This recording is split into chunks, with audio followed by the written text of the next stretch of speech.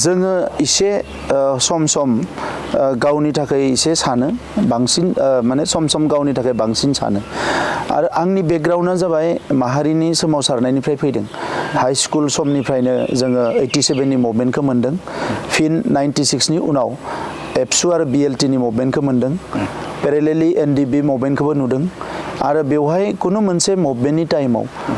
बै समाव जों लिडार नङामोन नाथाय सापर्टार बा वार्कार हिसाबै जों खामानि मावबोदों आरो उननि समाव आं गावबो एबसुनि आफादगिरिनि बिबानखौ आंनो होनायलाय आंबो 2010 निफ्राय थार्ड फेज बड'लेण्ड मुभमेन्टआव सिगाङाव थानानै खामानि मावनो मोन्दों आरो बै समाव नुदों जे नेसनाव जि पलिसि मेकिं बडि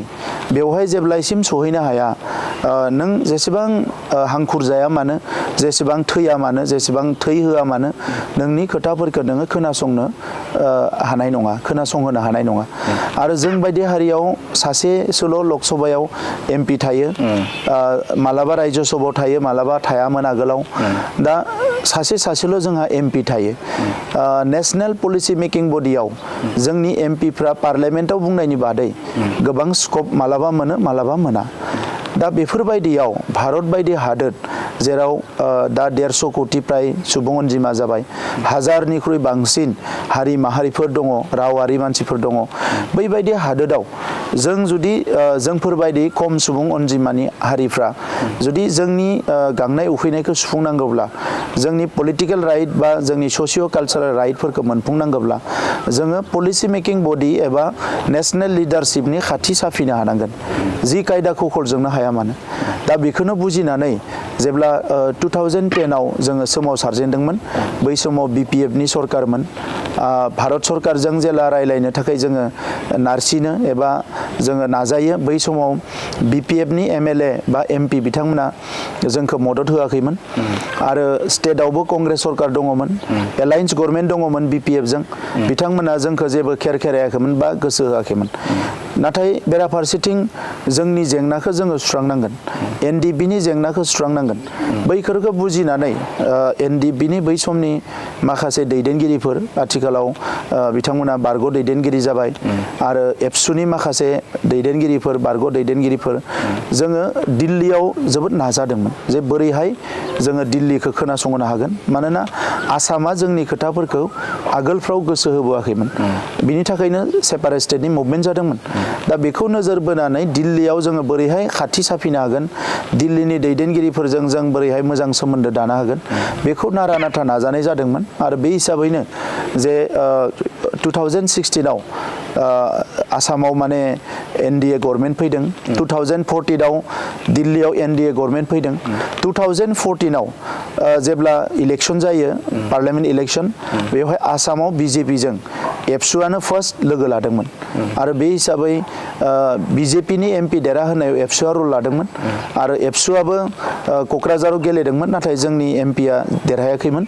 दा बै समाव राजनाथ सिंह बिथाङा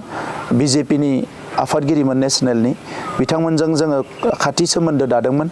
उनाव जेब्ला 2014आव NDA सरकार फैबाय राजनाथ सिंह बिथाङा नख'र मन्त्रि जाबाय जों बिथांनि दैदेननायावनो ट्राइपार्टाइट टकखौ खननै खनथामसो मोननो हादों जेराव BPFआ एसे हेंथा होबाय थादोंमोन बिनि उनाव फिन सेकेन्ड टार्मनि थाखाय गभर्नमेन्टआ फैबाय बै समाव फिन जोङो 2019आव जि मोनसे पार्लियामेन्ट इलेक्शन जादों बेवहायबो जोङो ज' थाफादों आरो बिथांमोनखौ मदद होदों आरो 2019आव पार्लियामेन्ट इलेक्शन जानायनि उनाव बिथां अमित शाह बिथाङा हम मिनिस्टार जाबाय आरो बिथांजों जोङो माखासे खामानि मावनायनि गेजेरजों क्लोज जानो हादों आरो बिथाङा जोबोद मोजाङै बुजिदों जे बर' होननाय मोनसे हारि दङ बे हारिया जेंना दङ आरो बर' हारिया जोबोद पजिटिभ मोनसे सिम्पोल हारि दा बेखौ बुजिनायनि उनाव बिथाङा जोंनो एसे स्पेस होदों आरो बे लेखायैनो जोङो बिथांजों खासि सोमोन्दो दानो हादों उनाव 2020आव एकर्डआ जाबाय प्राइम मिनिस्टार बिथाङाबो बुजिबाय हम मिनिस्टार बिथाङाबो बुजिबाय आरो 2020नि 7 फेब्रुवारियाव जोङो क'क्राझाराव प्राय 6 लाख 8 लाखसो सुबुं अनजिमानि बिराद गिदिर मोनसे प्रग्राम खुंदों जेराव प्राइम मिनिस्टार बिथाङानो बेवहाय चिफ गेस्टमोन आरो बिथाङा फैना जिखिनि बाथ्राफोरखौ बुंलांदों बेखौ लानानै दिनैसिम जोङो सान्थि बायदिसिना बे खामानिफोरखौ जों मावफुंनो हादों आरो बे लेखायै दिनै बिथांमोनाबो बुजिदों जे बे मानसिफ्रा एसे कमिटमेन्टनि मानसि